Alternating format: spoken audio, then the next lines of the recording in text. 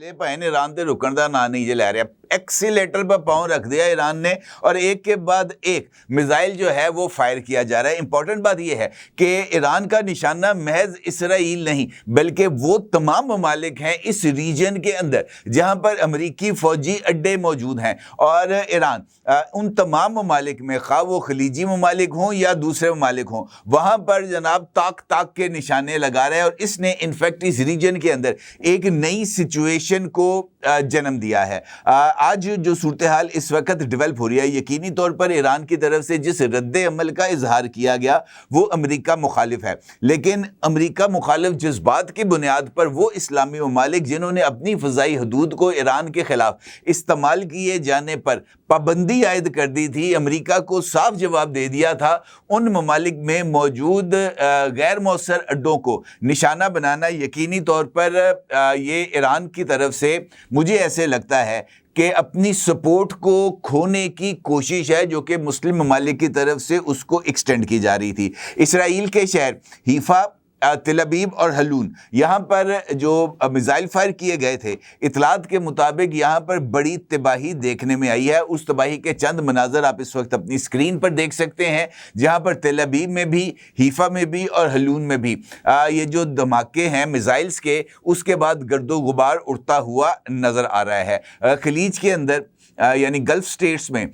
Iran की तरफ से जो पहला हमला है वो बहरीन में किया गया, जहां ईरान ने अमेरिकी नेवल बेस को, जहां पर अमेरिकी फौजी और अमेरिकी जो 5वां नेवल बेड़ा है वहां पर तैनात था, उसको निशाना बनाया गया। इतलात के मुताबिक इस मिसाइल हमले को इंटरसेप्ट नहीं किया जा सका और ईरान का ये जो मिसाइल है ये अमेरिकी नेवल बेस के ऊपर जाकर लगा, जिससे वहां पर बड़ी तबाही सामने आई। इसके बाद ईरान ने कतर की अल अदीद एयरबेस, मुत्तहिदा अरब अमारात में अबू धाबी और दुबई में मौजूद अमेरिकी ठिकानों पर मिसाइल अटैक्स किए। बताया गया है कि अबू धाबी में ज़ोरदार धमाका सुना गया और यहाँ पर मिसाइल इंटरसेप्ट नहीं हुआ। इस मिसाइल अटैक में एक एशियन जो है वो मारा जा चुका है। दुबई के ऊपर जो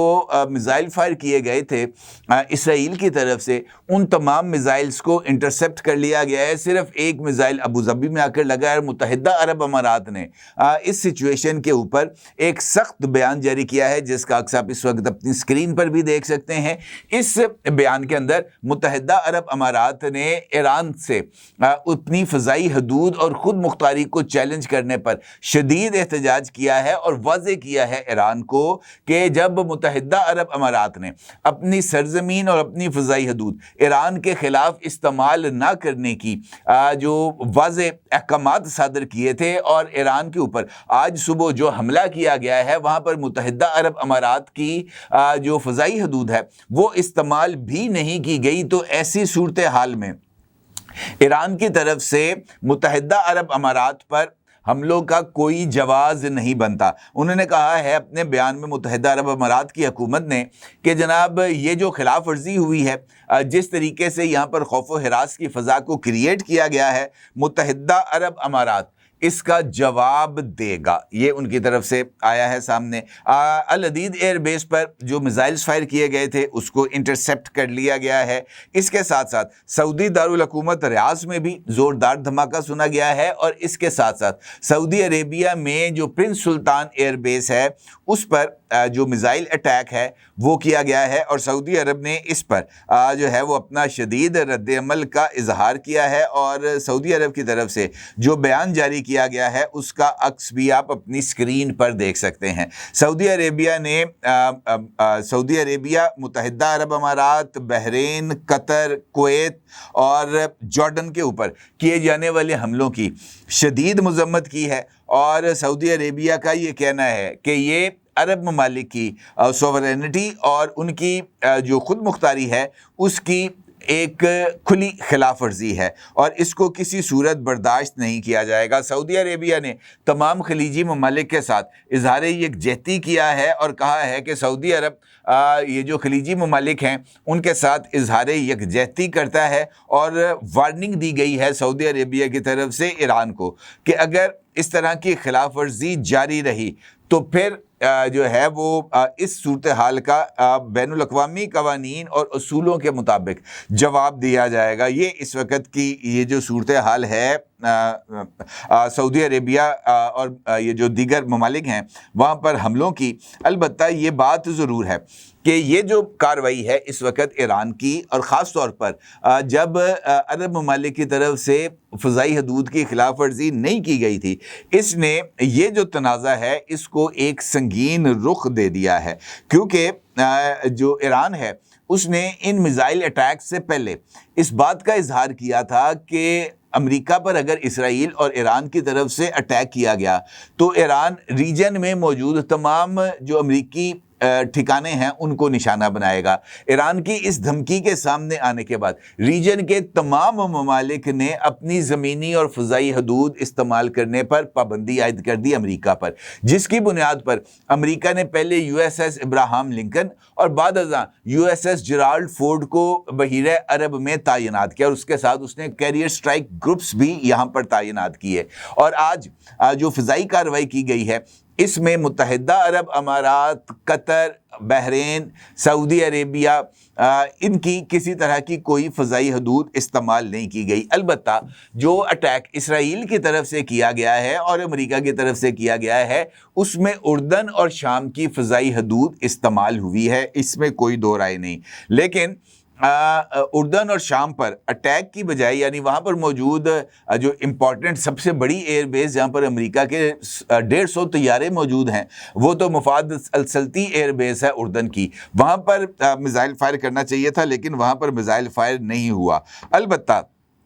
اس وقت جو سچویشن ہے وہ یہ ہے کہ امریکہ کی طرف سے ایرانی بحریہ کو نشانہ بنانے کا اعلان سامنے آیا ہے۔ امریکن پریزیڈنٹ ڈونلڈ ٹرمپ نے اس بات کا اظہار کیا ہے کہ ایران کے جوہری پروگرام، ایران کے میزائل پروگرام، ایران کے یورینیم، ایران کی میزائل جو سائٹس ہیں جہاں پر میزائلز کو جمع کیا گیا ہے، اس کے ساتھ ساتھ اب یہ جو کارروائی ہوگی ایران کے خلاف اس میں ایرانی بحریہ کا مکمل خاتمہ بھی امریکن پریزیڈنٹ ڈونلڈ ٹرمپ نے اس کو ایجنڈے پر رکھ لیا ہے۔ اسی طریقے سے ایران کے جو رہبر اعلیٰ ہیں جناب آیت اللہ خمینئی، ان کے دفتر اور گھر کے اوپر جو اٹیک ہے وہ کیا گیا، اس کے ساتھ ساتھ کرامشاہ، قم، اصفہان، تبریز، کرج اور جنوبی علاقے کنارک میں ایرانی بحریہ کی تنصیبات سمیت جو فوجی مقامات ہیں اس کو امریکی اور اسرائیلی حملوں میں نشانہ بنایا گیا۔ کرد علاقے کے ایک چھوٹے شہر کامیاران سے موصولہ ویڈیو میں دیکھا گیا ہے کہ پاسداران انقلاب کا ایک چھوٹے شہر میں موجود اڈے کو بھی نشانہ بنایا گیا ہے۔ اور اس کے ساتھ ساتھ امریکہ نے ایرانی شہریوں کے لیے انتباہ جاری کیا ہے کہ وہ اپنے گھروں میں موجود رہیں، گھروں سے باہر بالکل نہ نکلیں، اپنے جو سفر ہے دیگر شہروں کا یا شہر کے اندر اس کو جو ہے وہ ترک کر دیں تاکہ وہ جو ہے وہ محفوظ رہ سکیں۔ ان کا یہ کہنا ہے کہ اس وقت ہنگامی صورتحال ہے، لہٰذا اس صورتحال میں یہ جو ہے نا وہ محفوظ رہنا چاہیے تمام شہریوں کو۔ اس وقت پاسداران انقلاب نے میزائل اور ڈرون حملے جاری رکھنے کا اعلان کیا ہے، اور پاسداران انقلاب نے قطر، متحدہ عرب امارات میں امریکی اڈوں پر میزائل اور ڈرون حملوں کی تصدیق کی ہے۔ پاسداران انقلاب کا یہ کہنا ہے کہ یہ جو ڈرون حملے کیے گئے ہیں قطر، متحدہ عرب امارات اور دیگر اڈوں پر، یہاں پر ان ممالک سے ایران نے معذرت طلب کی ہے اور کہا ہے کہ ہم نے ان ممالک کے اندر صرف امریکی اڈوں کو نشانہ بنایا ہے، ان ممالک کو کسی طریقے سے نقصان نہیں پہنچایا، یہ ان کا ایشو ہے۔ بحرین کے اندر دوبارہ سائرن بجنا شروع ہوئے ہیں، اور اس کے ساتھ ساتھ ایرانی سپریم نیشنل سیکیورٹی نے امریکی اور اسرائیلی حملوں کا منہ توڑ جواب دینے کا اعلان کیا ہے۔ سپریم کونسل نے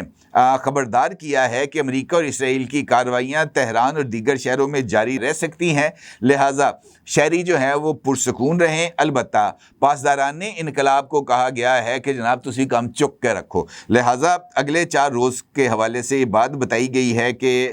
جو صورتحال ہے وہ سنگین رہے گی اور حملے جاری رہیں گے. اب دیکھنا یہ ہے کہ اب آگے کون سی ڈیولپمنٹ سامنے آتی ہے. جو بھی ڈیولپمنٹ سامنے آئے گی انشاءاللہ پھر اس پر آپ کے ساتھ بات کریں گے. اپنی اگر ضروری ساری کیجیے گا. آپ کو بہت شکریہ. اللہ حافظ.